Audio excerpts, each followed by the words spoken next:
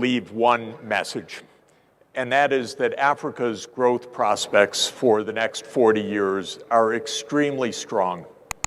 Africa could achieve during the next 40-year period essentially what China achieved during the period from 1980 to 2020. China achieved economic growth averaging around 10% per year economic growth. When anything grows at 10%, it means that it doubles in 7 years. So China achieved that growth over 40 years. That means it was doubling essentially in economic size every 7 years.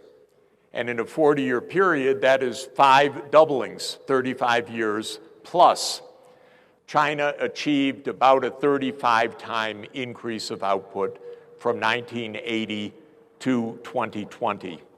It went from a country of 1.4 billion people that was very poor in 1980 to either the second or the first largest economy in the world today, depending on how you measure things.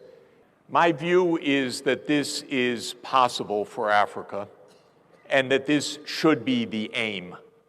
And it's actually quite convenient to speak about it now in 2023 because 40 years brings us to 2063, which of course is the birth of a unity of Africa, the Organization of African Unity, which in this great city, in this country, was founded in 1963. And all of Africa's aspirations are dated to the year 2063. I like that because it gives us a 40-year lead time, and development is a long-term process. It's not a short-term process.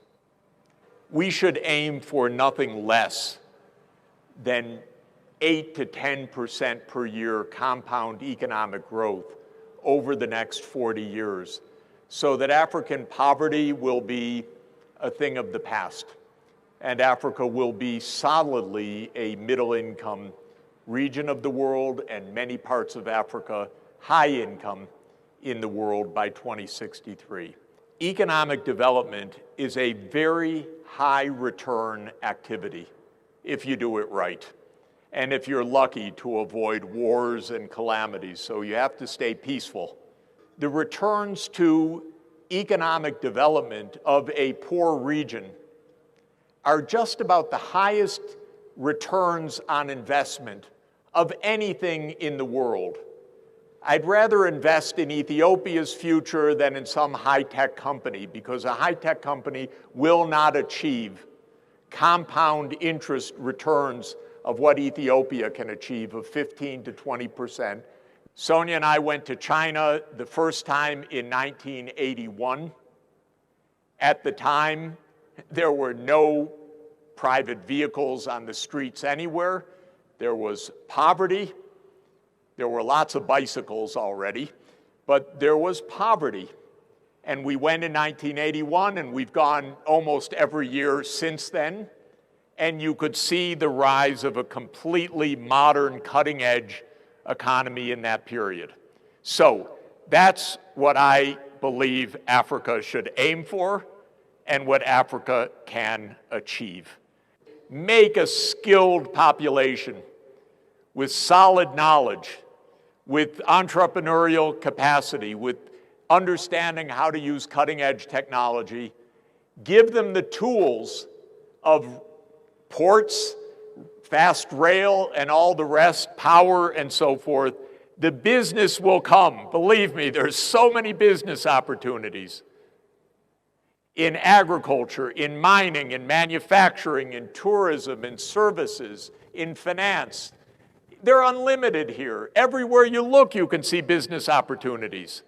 But you need the infrastructure and the skilled work. So for me, that's what the government needs absolutely to focus on. My view is that if Africa ensures that by 10 years from now, every child is reaching upper secondary completion, you'll just see this economy take off because the farmers will be innovating. The business startups will be innovating, the service sector will develop, tourism will soar. And that, to my mind, is the single highest return. I have done some simple calculations looking at how an economic growth model for Ethiopia might suggest the kinds of returns that can be achieved. And there are two basic assumptions that one can look at. So one assumption is about financing. And I call it the high borrowing scenarios, where Ethiopia or an African government has the chance to borrow high quality loans over a maturity of 40 years. Because borrowing short term for development is no good. You borrow for 7 years on the Eurobond market, you go broke in 7 years because you don't get the benefits of development until 20 or 25 years. So the Eurobond market's no good for this unless you're borrowing for 30 or 40-year loans. What you need is official finance for at least a 30-year maturity. The second assumption is whether the fertility rate remains quite high and goes down very gradually, or whether the fertility rate comes down more rapidly through family planning and girls in secondary education and public awareness and so forth. My view is borrow heavily, but 40 years, not short term. Say, don't bother me for 30 years. I've got to get the kids through school. I've got to get them into the labor market. I've got to get the highways built, the rail built, the fiber built. I've got to do all of those things, so don't bother me for 30 years. Then I'll pay you back. If you do that, then this wonderful finance minister can afford to go to the education minister and say, give me a plan for universal completion of upper secondary within the next 5 years. And I want every child to have a tablet, and I want them to have free data. I want them to be online. We're going to give them the best education, and we're going to go out and we're going to tell the business world worldwide, we're going to have the best educated labor force. You come and invest, you're going to reap huge returns. The IMF says, don't worry about it. 2/3 of the kids won't complete high school, but at least you won't have a financial crisis. And I want to say to the IMF, wrong, completely wrong. Every child in Ethiopia is going to complete an upper secondary education, and you, the IMF, are going to go out with this fine finance minister to the World Bank, the African Development Bank, the Belt and Road Initiative, to every financial source, to the European Union, to Turkey, to the Gulf, to get 40-year loans so that Ethiopia doesn't remain stuck with slow growth. Or better yet, it's not stuck with slow growth right now, but so that it can sustain a very high growth rate in the future. So that's my pet peeve argument with the IMF. Because they tell poor countries don't borrow. But what they should tell poor countries is don't borrow short term. We have to win the intellectual argument, but then we have to get the financing. And the financing is a little bit tricky because the image of Africa is it's very risky, and people don't understand that this is the highest return potential in the whole world. It is, literally, for the ironic reason that there's more basic investment to do here than any other place, and the returns are astoundingly high. I want to see, within the next 10 years, every child understood you're going to complete upper secondary, grade 12 minimum. And if you pass exams at that point, you're going to higher education on the government's tab. Because this is the basis of all development. Nothing is more important than that. Agriculture, mining, manufacturing, tourism, culture, everything is here. This is a most magnificent and beautiful country. It's got everything. It's got nature, every ecosystem. It's got ancient history. It's got modern development. It's got tourism. You name it, it's here. And it's got history that goes back 3,000 years. It's incredible what you find in this country. So for tourism, it is unbelievable.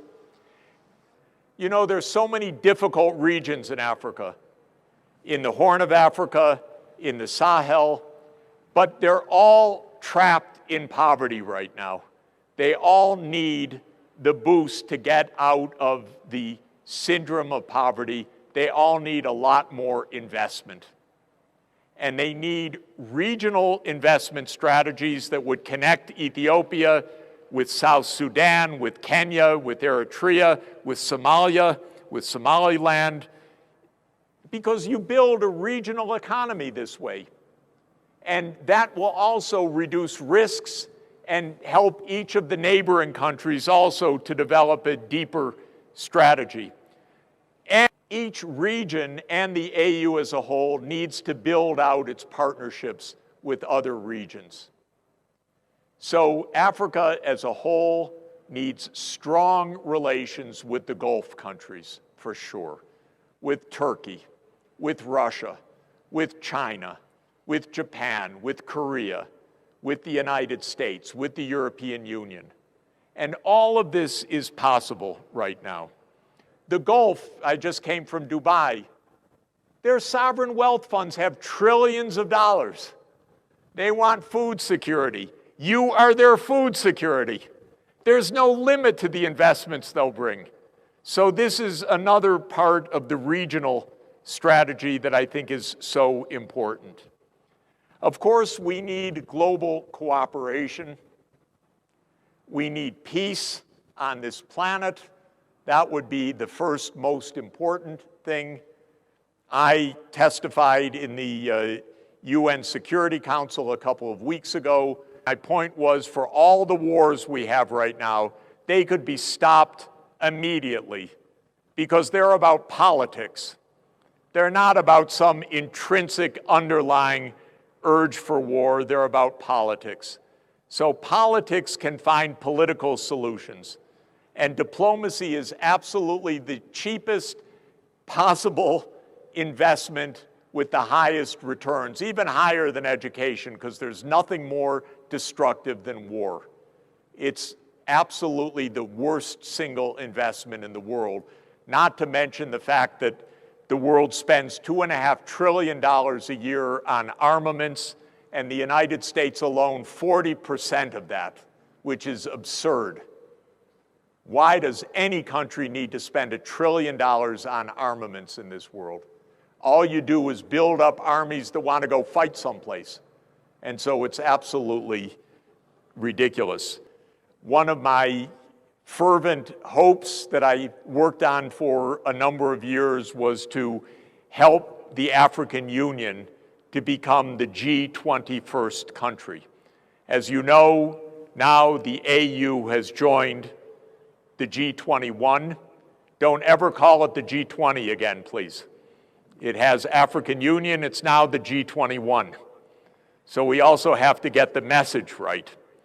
But the African Union has joined the G21, and that gives us the chance to negotiate a new global financial architecture, to negotiate a new debt sustainability framework of the IMF and the World Bank, to capitalize the regional institutions.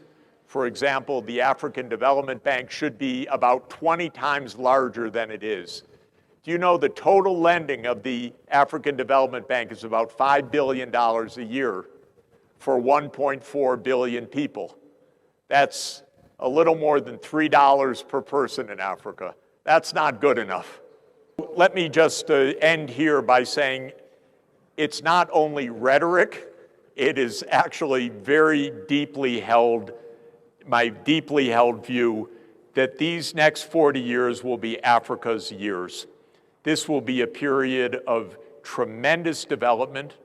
Soon, and I think it is soon, within the coming decade, everyone will want to rush here because this will be the fastest growing part of the world economy. When they rush here, I want them to find that dynamic, skilled, young workforce that's ready with the ideas, the skills, the ability to implement advanced technologies.